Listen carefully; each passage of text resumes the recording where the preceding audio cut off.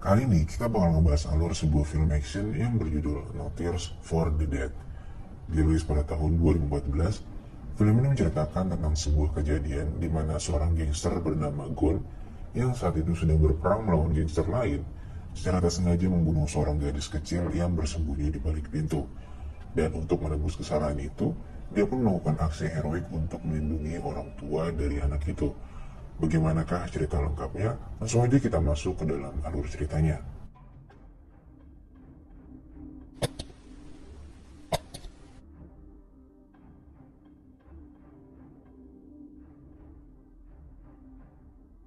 Film dimulai dengan perlihatkan tokoh utama dalam film ini, dan dia bernama Gon. Dia adalah seorang gangster sekaligus pembunuh bayaran.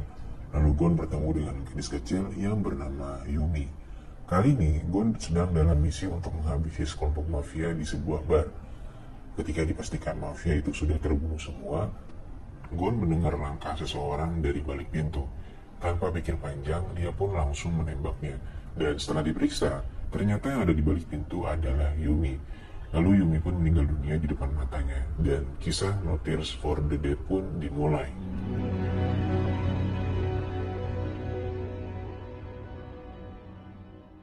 Gon yang masih terbayang-bayang atas kematian Yumi, dia ditemui oleh rekannya yang bernama Chaos, Aponte, dan juga Alvaro, serta bosnya yang bernama Daisan. Lalu Daisan menjelaskan bahwa orang tua dari anak yang kau bunuh itu adalah seseorang yang telah berhutang kepadanya, dan sekarang Daisan sedang mencari file yang dimana hanya satu orang yang tahu keberadaan file itu, dan dia adalah pria terakhir yang dibunuh oleh Gon. File itu rencananya akan diperjualbelikan kepada pihak mafia Rusia. Kemudian Gon diberi tugas untuk memburu orang tua Yumi, karena menurut perkiraan Daisan, file itu berada pada ibu Yumi. Sedangkan 3 rekan lainnya memburu 3 orang mafia lain untuk mencari file itu lalu membunuhnya. Saat ini Gon sedang berada di luar negeri, sedangkan ibu Yumi berada di Korea Selatan. Esok harinya pun Gon langsung menuju ke Korea. Ketika sampai di sana, Gon sudah dijemput oleh seseorang bernama Haiwo, dan Haiwo pun langsung mengantarnya menuju apartemennya. Lalu Shin berpindah kepada seorang wanita bernama Moyung. Dia adalah ibu dari Yumi dan bekerja di sebuah perusahaan bernama Ventura. Dan Moyung memiliki manajer bernama John Lee. Diketahui bahwa Moyung dan suaminya telah berpisah dan Yumi tinggal bersama dengan ayahnya. Moyung juga memiliki tugas untuk merawat ibunya yang sedang sakit. Ketika selesai mengurus ibunya, Moyung tak sengaja berpapasan dengan Gon. Namun kali ini Gon hanya bersikap sebatas mengawasi pergerakannya saja. Esoknya ketika sedang bekerja di ruangannya, Moyung seperti sedang ada yang mengawasinya melalui CCTV. Namun belum diketahui siapa orang di balik komputer itu. Kemudian Moyung ke kantor polisi dan bertemu dengan detektif Jang. Di sana Moyung berencana untuk mengambil barang-barang milik suami dan anaknya yang telah terbunuh. Saat itu juga detektif Jang menanyakan keterkaitan dirinya dengan mafia. Dan Moyung mengatakan bahwa dia sama sekali tidak mengetahui apapun. Di sisi lain, Gon pergi ke tempat tinggal Moyung dan tak sengaja dia melihat beberapa kenangan tentang Yumi, lalu pergi meninggalkan rumah itu. Sepertinya kali ini Gon juga hanya bersikap untuk mengawasi saja. Pada suatu hari saat Moyung sedang mengurus ibunya, Gon menyelinap masuk lalu menyadap handphone milik Moyung. Dan Moyung pun juga tak menyadari hal itu. Diketahui Moyung adalah pekerja terbaik di kantornya. Dan kali ini dia mendapatkan piala atas prestasinya itu. Lalu dia diminta untuk menyanyikan sebuah lagu di hadapan para tamu perusahaannya. Di sana diperlihatkan bahwa Haiwo adalah anak buah dari John Lee. Dan sepertinya Gon dan John Lee berada di misi yang sama, yakni untuk mendapatkan file tersebut lalu membunuh Moyung setelahnya. Kemudian Moyung mengambil barang-barang Yumi di kantor polisi dan mengambil handphone milik Yumi juga. Setelah itu, kemudian dia menuju kantornya lalu tak sengaja Moyung menemukan sesuatu yang aneh yang ada pada gantungan handphone milik anaknya. Itu adalah sebuah flash disk yang berisikan file yang selama ini dicari-cari oleh warga. Moyung yang penasaran pun langsung membuka flash disk itu. Lalu dia diminta untuk membuat akses untuk memasukinya. Di saat yang bersamaan, John Lee mendapatkan sinyal mengenai keberadaan file itu dan langsung menuju ke Ventura. Ketika sampai di sana, Moyung sudah pergi, namun dia menemukan jawaban yang sudah dia cari selama ini. Lalu Haewo memerintahkan Gon untuk membunuh Moyung karena file yang mereka cari sudah pasti berada di handphone milik Yumi yang berada di tangan Moyung. Ketika sampai di rumah Moyung, Gon menunggu Moyung yang tengah menonton video dari anaknya melalui DVD yang dikirimkan oleh sekolahnya tempo hari. Moyung pun tak kuasa menahan tangis ketika menyaksikan anaknya. Kemudian Gon ke kamar Yumi dan ikutan nontonin video dari Yumi melalui alat sadap yang ditempelkan di handphone Moyung.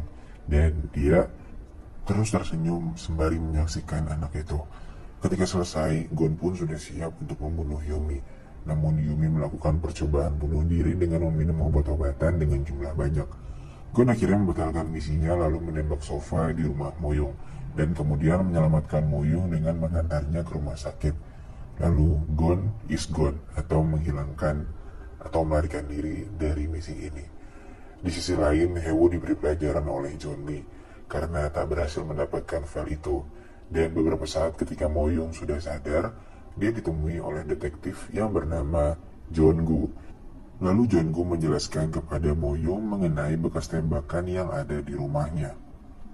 Lalu John Gu juga menjelaskan bahwa manajernya adalah seorang mafia yang berkedok perusahaan. Perusahaan itu sebenarnya menjual narkoba serta investasi keuangan fiktif dan bersekutu oleh bos mafia asal Cina yang bernama Daisan.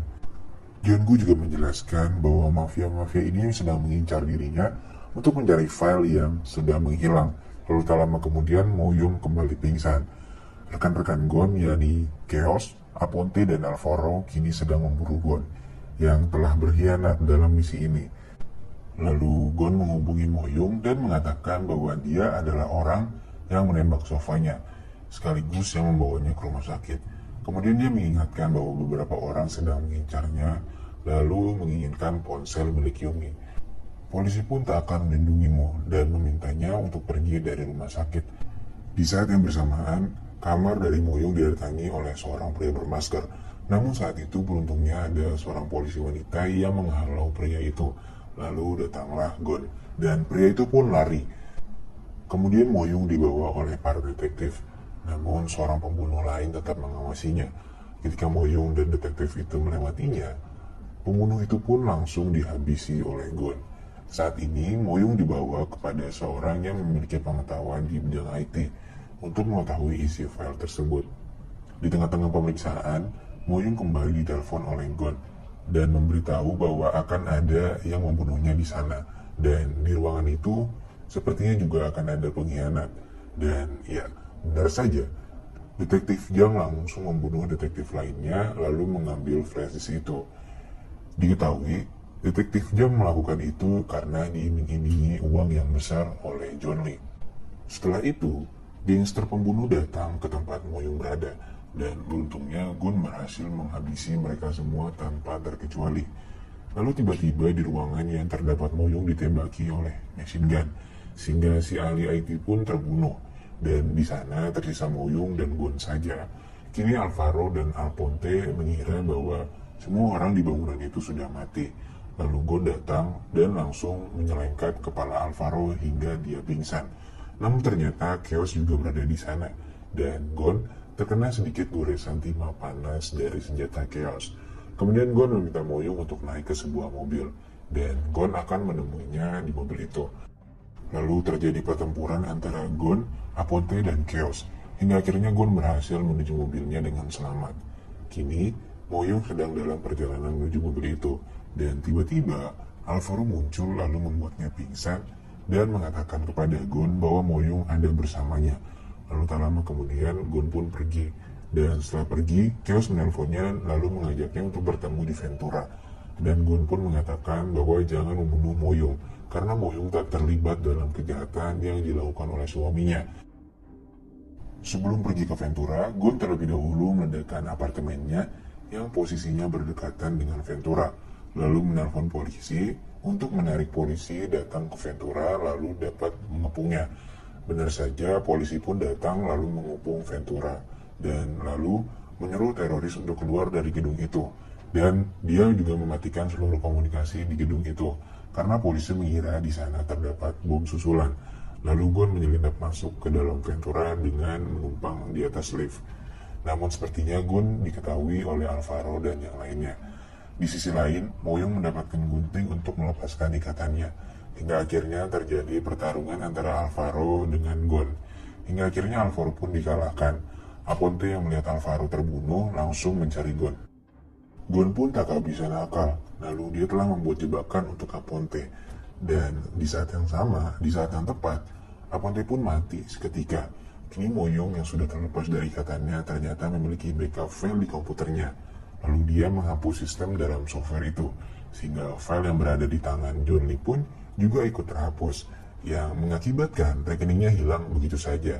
Lalu Hewo menanyakan bagaimana mengenai bayaran yang telah dijanjikan kepadanya. Karena tak menemukan jawaban, Hewo yang kesal akhirnya membunuh John Lee. Di sisi lain terjadi perlawanan antara Chaos dan Gon, dan Chaos bernasib sama dengan Alvaro dan Aponte, namun Gon tidak membunuhnya. Sedangkan Moyong yang sedang bersembunyi di bawah meja ditemukan oleh Hewo. Hewo pun menghajarnya dan ingin memperkosanya. Beruntungnya Moyong berhasil membunuh Hewo dengan menggunakan pisau yang terjatuh dari saku Hewo. Kini Gon yang tengah menyaksikan Moyong dari CCTV memberitahukan Moyong bahwa seseorang yang akan membunuhnya akan segera datang dan memerintahkannya untuk mengambil sebuah senjata untuk membunuhnya lebih dulu.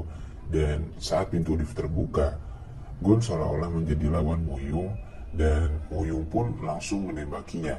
Di saat yang sama, Chaos datang dan melihat Gon yang sudah sekarat. Saat itu juga Chaos ingin membunuh Moyong namun dilarang oleh Gon. Dan di akhir film, kita ditunjukkan ketika Gon mati di samping Chaos. Oke, inilah alur cerita dari film No Tears for the Dead. Atau jika kita translatekan, artinya adalah tidak ada air mata untuk orang mati. Oke, mantep banget nih si filmnya. Parah sih. Oke lah, sekian dulu pertemuan kita pada kali ini. Makasih banget buat kalian semua yang udah nonton filmnya sampai habis. Dan jangan lupa buat klik tombol subscribe supaya kalian gak ketinggalan video-video terbaru dari channel ini ya. See you.